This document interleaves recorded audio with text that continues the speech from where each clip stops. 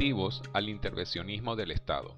A medida que sea más severo el proceso inflacionario, la presión sobre las autoridades se incrementa y éstas se sienten en la necesidad de realizar acciones que dan más impacto en la opinión que necesariamente en el área económica.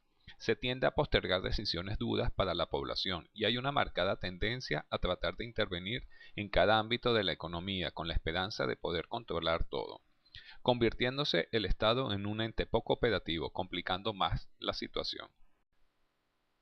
Distorsión en la asignación de recursos. Si el proceso inflacionario llega a ser imprevisto en su magnitud, los recursos asignados a una actividad usualmente se quedan cortos, provocando el suspender tal actividad, o los recursos se dan muy sobredimensionados buscando evitar la situación antes mencionada, pero esto a su vez provocará que se usen recursos de otras actividades que se dejan de hacer. Modificaciones continuas en la tasa de interés. En caso de que el organismo que rige el sistema bancario lo permita, las tasas de interés flotarán con base a las modificaciones del proceso inflacionario. Esto tiene impacto directo en los pagos de todos aquellos que tengan préstamos, teniendo el peligro de presentar incapacidad de pago. Incremento del volumen de impuestos. Nominalmente, el monto recaudado por impuestos es mayor, lo que no necesariamente implique que el Estado pueda realizar más y mejor inversión, por lo que es muy común observar que los estados en situaciones inflacionarias elevadas tienden a crear nuevos impuestos para cubrir el déficit fiscal, empeorando usualmente la situación.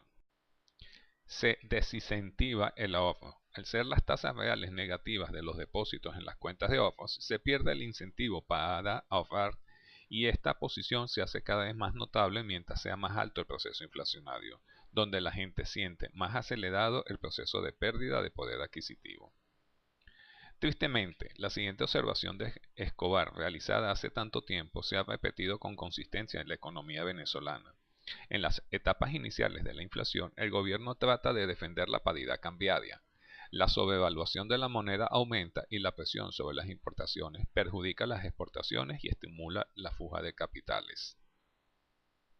Hay dos factores claves que determinan el efecto económico de una inflación. Ellos son: si la inflación es prevista, que es el caso cuando los agentes económicos pueden estimar con una precisión, digamos, más o menos aceptable, la magnitud de la inflación que pueda presentarse.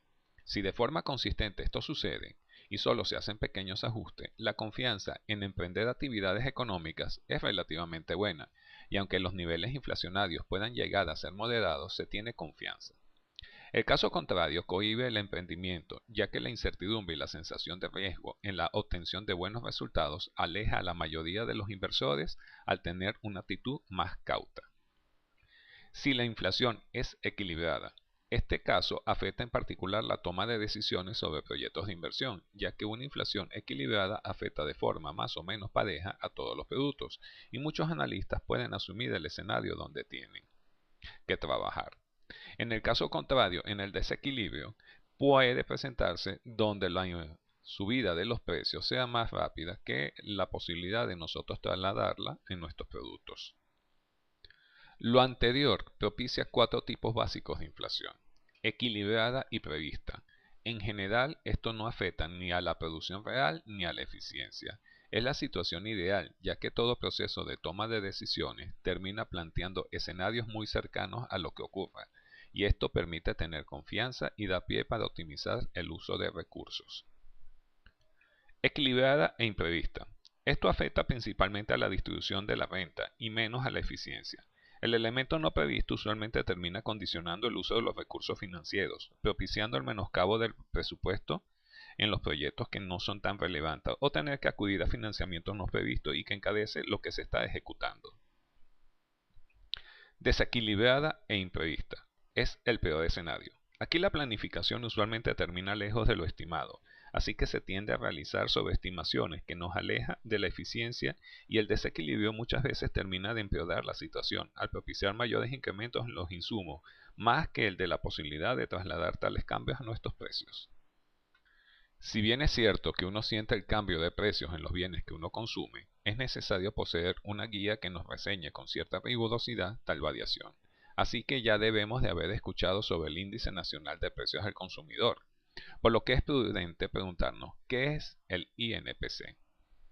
El mismo es un indicador estadístico que mide la evolución de los precios de una canasta de bienes y servicios representativa del consumo familiar durante un periodo determinado. Es usual que para el cálculo del INPC se adopta un año de referencia llamado año base, cuyo nivel inicial es 100, y se selecciona una lista representativa de los bienes y servicios que consumen los hogares, también conocida como canasta. Se determina la importancia relativa que tiene cada rublo en el gasto de consumo familiar, proporción que en términos técnicos se denomina estructura de ponderaciones del Índice Nacional de Precios al Consumidor.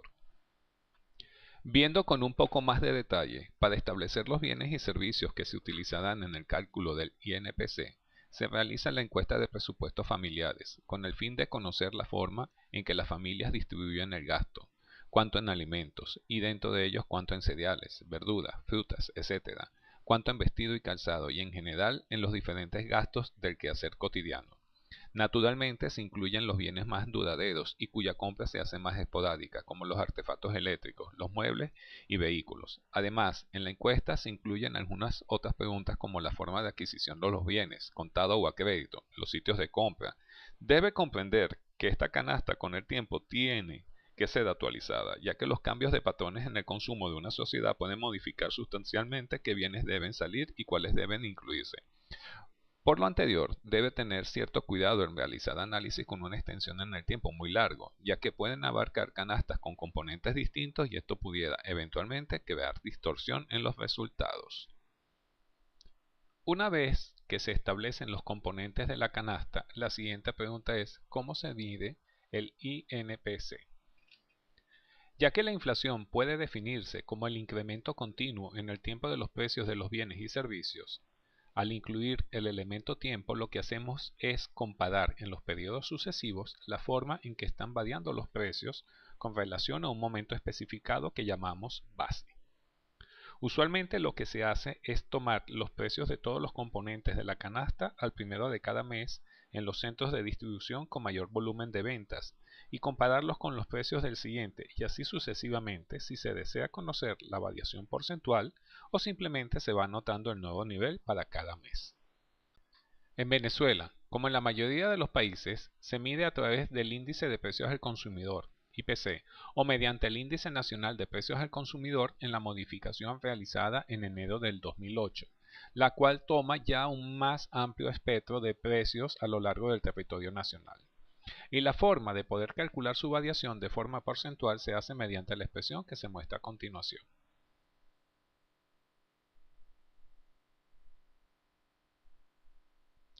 En la historia reciente del IPC en Venezuela podemos observar la composición que era empleada hasta el año 2007, resaltando que el elemento de más peso estaba ubicado en el renglón de alimentos y bebidas no alcohólicas, seguido por el alquiler de viviendas y posteriormente el transporte. Como característica asociada al proceso de medición, la misma se realizaba en el área metropolitana de Caracas.